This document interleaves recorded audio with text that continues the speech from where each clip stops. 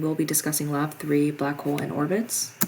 So to introduce the lab, it investigates the motion of a star orbiting a black hole and the necessary conditions for the spaceship to achieve the stable figure 8 orbit around the planet and its moon. So we'll be analyzing the star's trajectory and applying Newtonian mechanics to estimate the mass of the black hole. The purpose of this lab is to determine the mass of the black hole by analyzing the orbital motion of the nearby star, like I said before, and then the second objective is to simulate and achieve a stable orbit for a spaceship that interacts gravitationally with both a planet and its moon. Physical principles that we'll be discussing is Newton's second law of motion, which is F equals ma, law of universal gravitation, conservation of energy, orbital mechanics, and rate of change of momentum.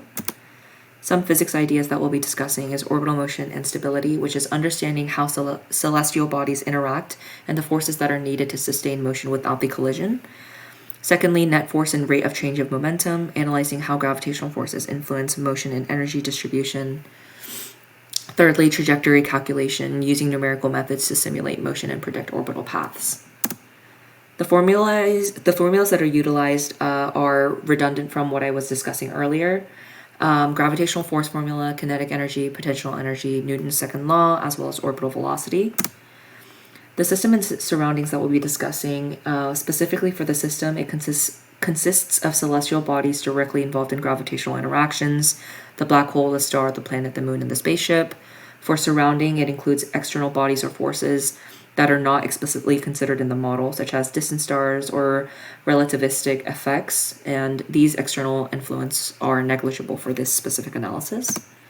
The methods that we used is we had two different types of codes. They gave us an initial code and we would edit it by applying the formulas that I had previously mentioned before, and we would have to go through trial and error with different rates and speeds that because that wasn't given as well.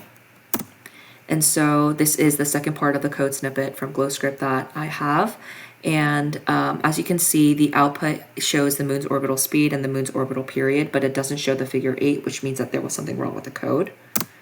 The initial conditions is that the black hole is assumed to be at the origin with an unknown mass. And the star has a mass of kilograms, which follows a unique trajectory. The time interval between data points is 1 Earth day, which is 86,400 seconds.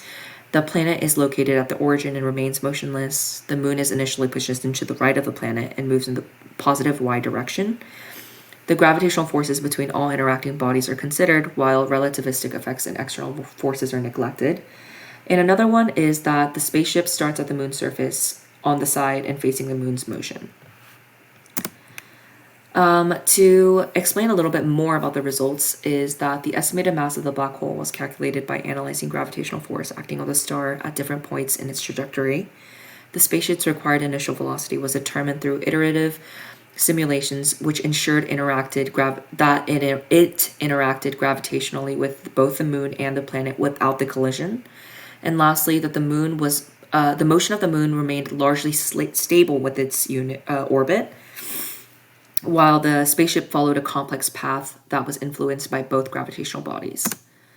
Some errors to consider are numerical approximation errors. While this is probably unlikely, there could be time steps that introduce small inaccuracies when we're calculating force. Secondly, assumption of two-body system. So we neglected the surrounding for this specific analysis, but that could have brought in some errors. And lastly, small variations in the initial velocity while we were doing the trial and error could have led to large deviations in the spaceship's trajectory. So some what-if questions that we can think about during this lab is, what if the black hole had a significantly larger mass? And so for this, the star's orbital velocity would increase, the orbit might shift into a more elliptical or unstable pattern due to the greater gravitational attraction. What if the planet had a higher mass? And this would mean that the moon's orbit would be affected, requiring a recalibration of the spaceship's initial velocity in order to obtain that stable figure 8 path.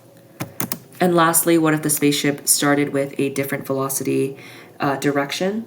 So in this case, the trajectory would change, potentially leading to an orbit around either the moon or the planet individually, or even escaping the system entirely. And that was my lab report. Thank you for listening.